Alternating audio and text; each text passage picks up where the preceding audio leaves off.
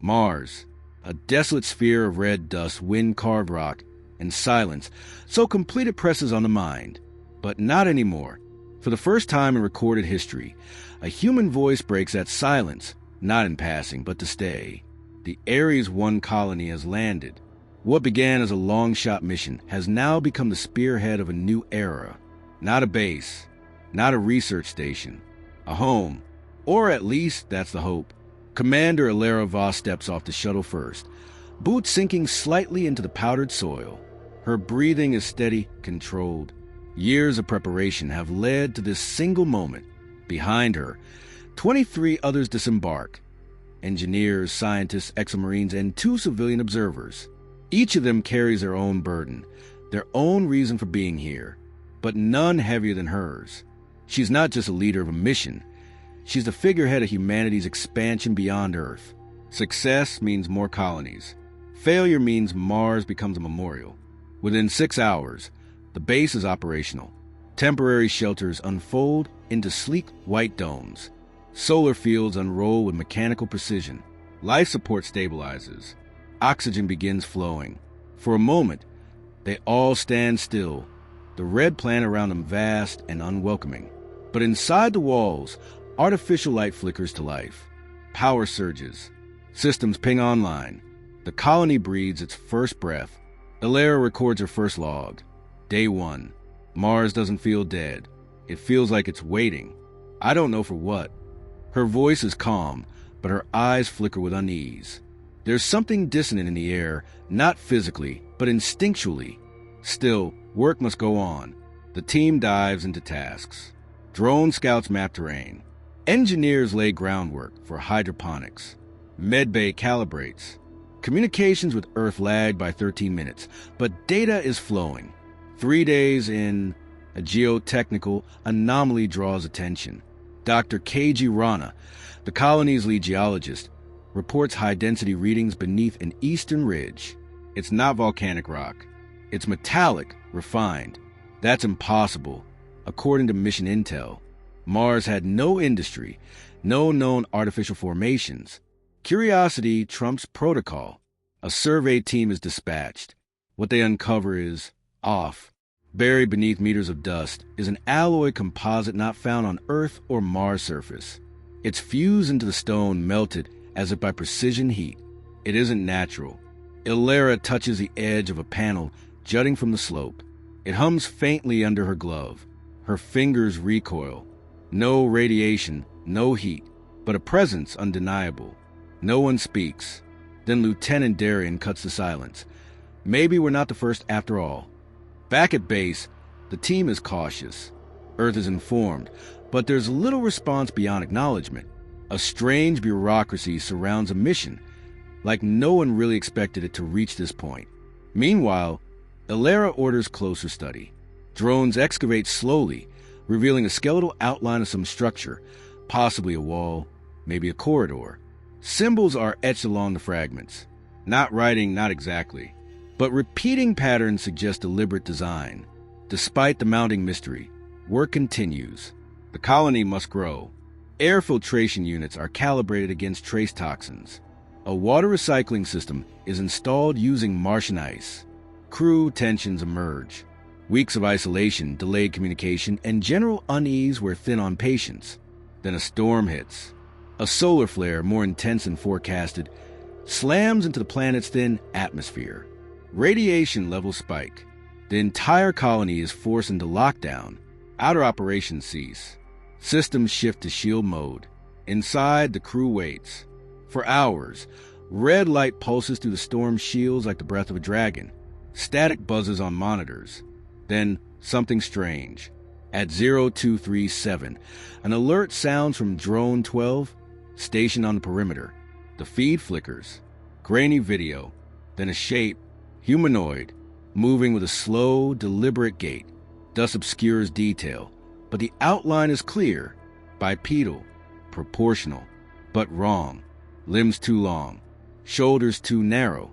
A flare of light. Eyes? Then it vanishes behind a dune. Replay that. Elara orders. The footage loops. Same sequence. Same silhouette. The colony's biometric scanner logs no breach. All crew accounted for. The figure outside is not one of them. Darien immediately demands increased perimeter defenses. Dr. Rana argues it's an artifact of the storm, an electrical illusion, but Alara isn't convinced. That kind of symmetry doesn't happen by chance. She logs the incident with Earth, tags it potential non-terrestrial encounter. The report goes unanswered for over 30 hours. When Earth does respond, the message is vague. Continue operations. Maintain calm. Do not engage. Privately, Alara speaks to Wu, the colony systems engineer. Wu is less skeptical. It's not just what we saw.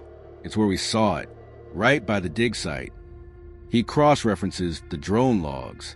That area shows elevated EM fields, fluctuations in gravity, microscopic shifts in terrain, like something underneath is stirring. He hesitates before asking, what if the colony didn't activate Mars? What if it just woke it up? Alara doesn't respond, but her next order is swift. A full survey team is assembled. The dig site becomes top priority. No more delay. No more assumptions. Mars is not empty. Something is here. Maybe watching. Maybe waiting. In her private quarters, Alara replays the footage again, slows it frame by frame. On the 7th loop, she sees something new. As the figure turns, a sliver of its surface reflects light, metallic, angular. Not flesh, not clothing, armor, the kind that doesn't belong to any known civilization. She opens a new log. Commander Alara Voss. Personal note. If this message reaches Earth and I'm gone, know this. We were not alone. Not in the past. Not now.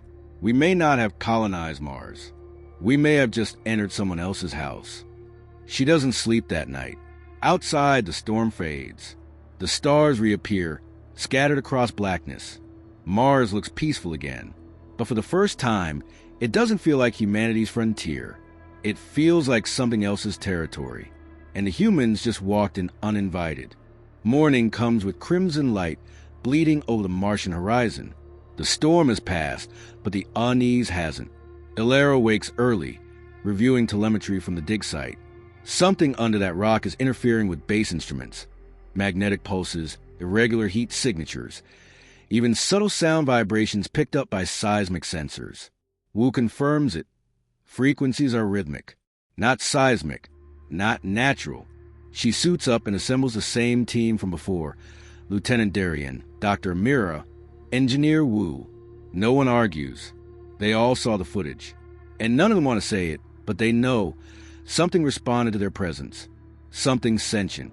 At the ridge, the excavation continues. Dust blowers clear the metal structure, revealing more of its form. It's a dome, half buried, fused to the Martian bedrock. Wu runs a spectrographic scan. The alloy is unknown, dense in titanium, yet lighter than aluminum. There's no corrosion. Nowhere. If this has been here for millennia, it's preserved perfectly. Dr. Amira finds an entry point, an arch seam running along the curvature of the wall. Not a door, a seal. She brushes aside fine grit and reveals markings, patterns repeating like code, spirals within spirals. Alara takes a deep breath, touches a symbol. It glows. For 3 seconds, the team freezes. The seal retracts with a low, resonant hum. Air hisses out. Not a gust, but a whisper. Old air, sealed for eons. The darkness inside isn't black. It's blue, faintly lit by embedded filaments that pulse slowly like a heartbeat. They don't go in. Not yet. Back at base, Amira begins decoding the patterns. She runs them through linguistic algorithms, AI pattern recognizers, even music theory software. Nothing fits until she overlays the spirals with early SETI signal patterns from over a decade ago. One signal, filed away as stellar interference, matches precisely. Earth received part of this message years before the colony even launched. No one noticed. No one realized it was a language. Darien isn't impressed. That thing opened a door when you touched it. That's not a welcome. That's bait. Alara doesn't disagree. But she also knows they're past the point of caution. They've made contact. Passive or not, This isn't a mystery anymore. It's a presence. The question is whether it's dormant or waiting. That night, Wu works late, drawn by a compulsion he doesn't admit out loud. He goes back to the site, alone, sets up a portable reactor to feed power into the exposed structure. As the current surges through, the symbols flare in sequence. The dome vibrates. From within, a new light appears, deep red this time. Then a beam shoots into the sky. The base alarms trigger. Proximity sensors detect movement in a wide radius. Not one figure. Dozens. No visual confirmation, just shadows on thermal scans. They vanish as quickly as they appear. In the command dome, Ilera watches in silence. Wu returns, shaken. "It's a signal," he says. "We turned something on. Not just locally, system-wide." Earth responds to the new data dump with urgency. 2 messages arrive. One is scientific. Demand full report. Send raw data. The second is political. Coded orders from UN security. Martial protocols are now authorized. Defense perimeters must be reinforced. Any unknown tech must be quarantined. If necessary, destroyed. Ilera doesn't answer either message. Instead, she orders a full internal scan of the dome. They run LiDAR and thermal maps. A layout forms. One chamber. Circular. Contained. Like a vault. A mirror overlays the patterns again. They translate loosely to phrase. Red Gate. Second coming. Trial of inheritance. She leans back. It's a keyhole. Not just a knowledge. To something bigger. Wu suggests that what lies beneath isn't a building. It's a relay. A hub. A node in a larger system. Possibly planetary. Possibly interstellar. Darien wants it sealed. Permanently. But Ilera makes the call. They're going in. They suit up, this time fully armed. Standard protocol. Even if they know firepower means little against what they don't understand. The door opens again, this time without touch. The chamber inside is unchanged. No dust. No decay. The air is breathable. Pressure is stable. Temperature, 22 degrees Celsius. Impossible, but real. The room is vast. The walls curve in unnatural geometry, slightly disorienting to the human eye. At the center is a pedestal. Upon it, a sphere, hovering, slowly rotating. Transparent, filled with shifting patterns of light and form. Dr. Mir approaches, scans it. No readings. It exists but can't be defined. Like a thought turns solid, the room begins to change. Light pulses across the walls. The air thickens. Each member of the team hears a voice, but not in their ears, in their minds. Not words. Impressions. Then clarity. You arrive as they did. Flesh of thought. Spark of war. Do you reach to learn or reach to take? The team stand frozen. No one speaks aloud, but the message is felt. You are not the first. The others came. The others failed. Visions fill their minds. Civilizations long gone. Worlds turned to ash. Not by weapons, but by collapse, greed, fear, the refusal to change. The Martian structure was not a beacon. It was a memorial, a warning, and now a question. The sphere expands, surrounding them in a field of light. Scenarios play out. Simulations of war, betrayal, ecological ruin. Ethical dilemmas flash before them. Sacrifice one for many? Enslave for peace? Dominate to survive? Ilera feels each choice viscerally. Every decision judged not by outcome, but intent. They pass through the trial without speaking a word. Each resists the instinct to dominate. Each, in their own way, chooses restraint over conquest, empathy over victory. Not perfectly, but consciously. The light fades. You may yet become. The sphere condenses, then fragments. In its place, an array of symbols, projected midair, schematics, energy systems, terraforming technology, medical sequences, genetic solutions. Blueprints not just for survival, but transformation. One final message. Take only what you understand. Leave what you fear. The gate remains. The team exits in silence. No celebration, just the weight of understanding. They haven't found a treasure. They've been tested, measured, and, for now, they've been allowed to stay. The next morning, the base is quiet. No drills, no chatter. The crew walks like people who return from the edge of something vast and unknowable. Sleep evades most of them. The air feels denser now, as if Mars itself is watching. Wu compiles the data from the vault, the schematics, the message, the trial. What they received isn't just information. It's an offering conditional, not technology for conquest, but blueprints for coexistence. Terraforming methods that mimic natural Martian cycles, not override them. Medical advances based on neural harmony, not forced augmentation. Systems that rely on balance, not control. Dr. Amira says it aloud first. This isn't a gift. It's a test to see if we can resist turning knowledge into power. Darien scoffs. We already failed that test 100 times over back home. Still, they begin decoding. The data is layered. Mathematics, biology, even philosophy encoded in visual logic. Some patterns seem alive, adjusting as they're observed. Wu suspects quantum encryption. He theorizes the tech adapts only to intentions. If used selfishly, it will simply vanish. Earth finally responds. They've analyzed the pulse sent into space. Satellites in orbit detected a pattern bounce. Something answered, not from Mars, from beyond the system. Direction unknown. Distance unmeasurable. Then the orders come. Lock down the vault. Transmit all schematics. Prepare for reinforcements. Alara doesn't comply. She meets with the core team privately. If we send this tech back without understanding it, without earning it, we'll weaponize it. We always do. Darien folds his arms. It's not our call. It is now, she says. Earth didn't bleed to build this place. We did.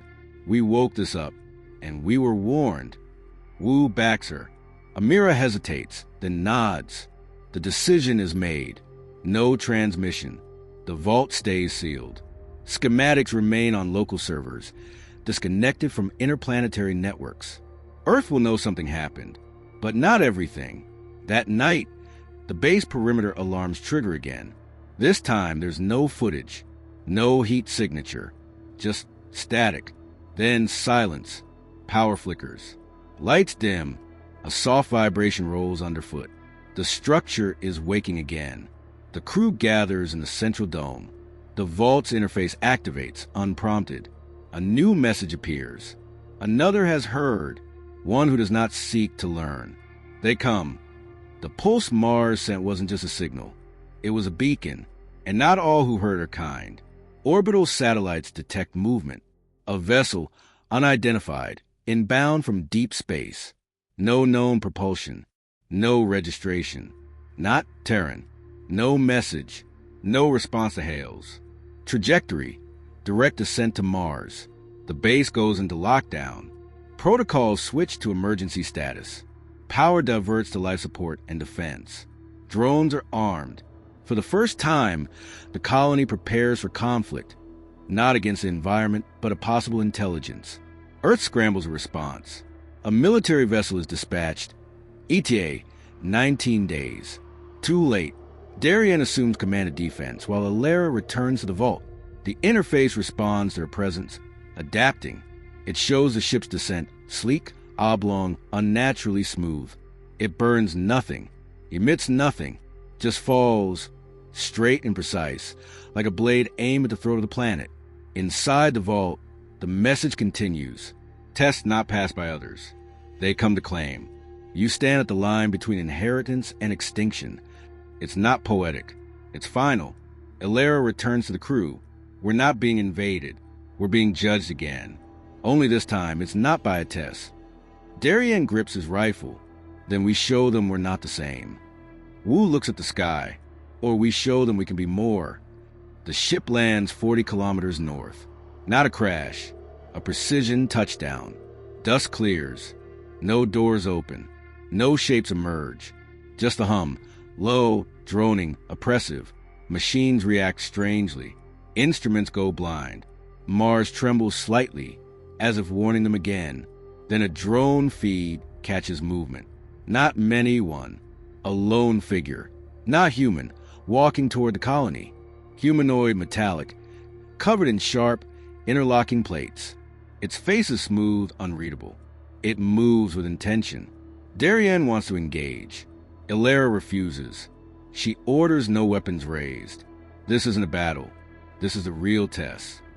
The figure stops at the edge of the colony. It does not speak. It simply projects. Not with sound, with thought. You took what was not earned. Ilera steps forward. We were given the choice. You withheld it. We protected it. You fear your own kind. Yes, she says, because we've seen what we do with power. The silence that follows isn't emptiness. It's calculation. Then the figure moves, not to attack, but to kneel, a gesture of ancient surrender, or of acknowledgement. You understand. The hum ceases. The ship behind it powers down. The sky quiets. The figure rises, not as a conqueror, but as a mirror. It walks back to the ridge. There is no battle, only recognition. The message comes one final time. You may keep the key, but the door remains yours to open or seal.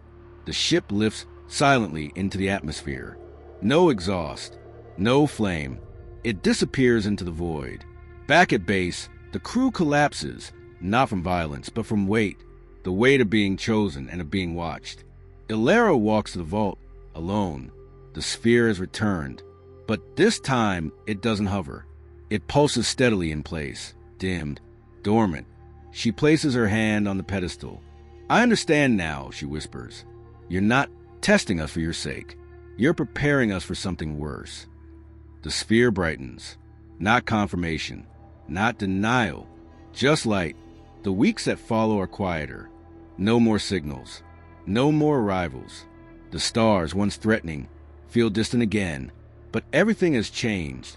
The base operates in silence and deliberation, no longer driven by Earth's directives or colonial ambition, but by something deeper, stewardship. Ilera transmits a formal message to Earth. It's brief. She confirms a contact, the existence of the vault, the potential of alien technology. But she leaves out the schematics, the trial, the visitor. She explains carefully that Mars is no longer just a colony. It is now a responsibility, a threshold, and thresholds are not meant to be crossed in haste. The message is received, then silence. No response for 5 days. Then orders are revoked. Earth Command says nothing about reinforcements, nothing about martial lockdown.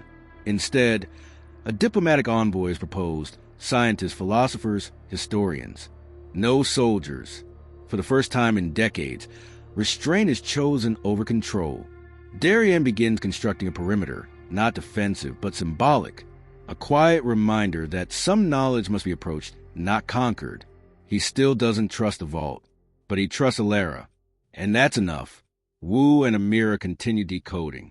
Not rushing, not prying. Instead, they listen. The schematics shift slowly, as if revealing themselves in response to understanding. Not all of it makes sense. Some of it never will. But one thread becomes clear.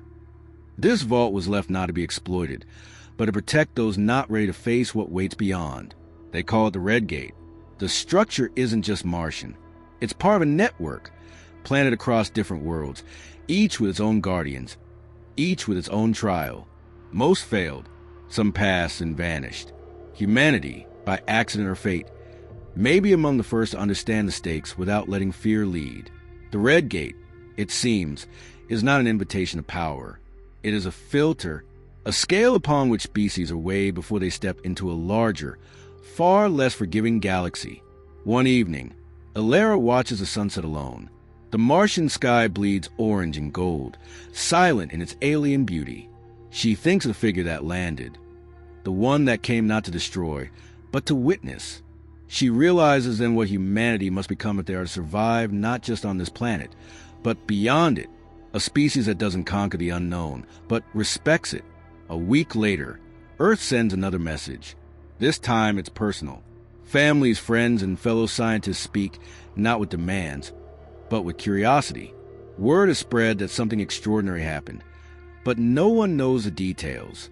Public discourse on Earth is changing. Speculation turns into wonder. The age of extraction is beginning to give way to one of listening. Amira initiates a new program at the colony, a mentorship system. Every scientist, engineer, and worker is paired with someone from another discipline. Cross-training, shared knowledge. No one leads alone. No one works in isolation. Understanding, they've learned, is a communal act. Wu finishes constructing a clean energy loop derived from one of the Vault's less sensitive schematics. It's not a weapon. It's a harmonized power source. The colony no longer needs fuel from Earth. It runs, now, on the rhythms of the planet itself. Darien, despite himself, softens. He establishes contact with Earth's emerging diplomatic corps. He's still wary, but he now believes that survival doesn't just depend on defense. It depends on who tells the story and how it's told. The colony expands, not outward, but inward. New domes are built not for mining or research, but for contemplation, for learning. A library dome. A greenhouse run by artificial and organic synthesis. A cultural center that stores Earth's heritage, but also makes room for what Mars is becoming. Ilara visits the Red Gate every few days. It never opens again. The sphere remains dim, but she doesn't go to awaken it. She goes to remember, to reflect. She starts writing not reports, but records, thoughts, doubts, moments of failure, of restraint, of almost making the wrong choice. She logs them in a sealed archive within the Vault's chamber. One day, others will read them, and maybe they'll understand why this place must never be used recklessly. Mars, she realizes, wasn't humanity's escape. It was its mirror, its final test before facing something larger. Then one day a new signal arrives, not from Earth, not from the figure's ship, but from the stars beyond, the same direction the visitor vanished into. It is not a message in language. It is a signal of acknowledgement, a new frequency, one not blocked by the Vault, one that feels open. Ilara listens. So does the team. It carries no threat, no warning, just a symbol, a gate slowly parting. Humanity has not been invited in, but the door for the first time is unlocked. They don't respond immediately. They're not ready, and that's okay. This time, they choose to wait, to learn, to become worthy, because now they understand the stars are not a prize. They are a responsibility. And the red planet is where humanity stopped reaching to take and started reaching to understand.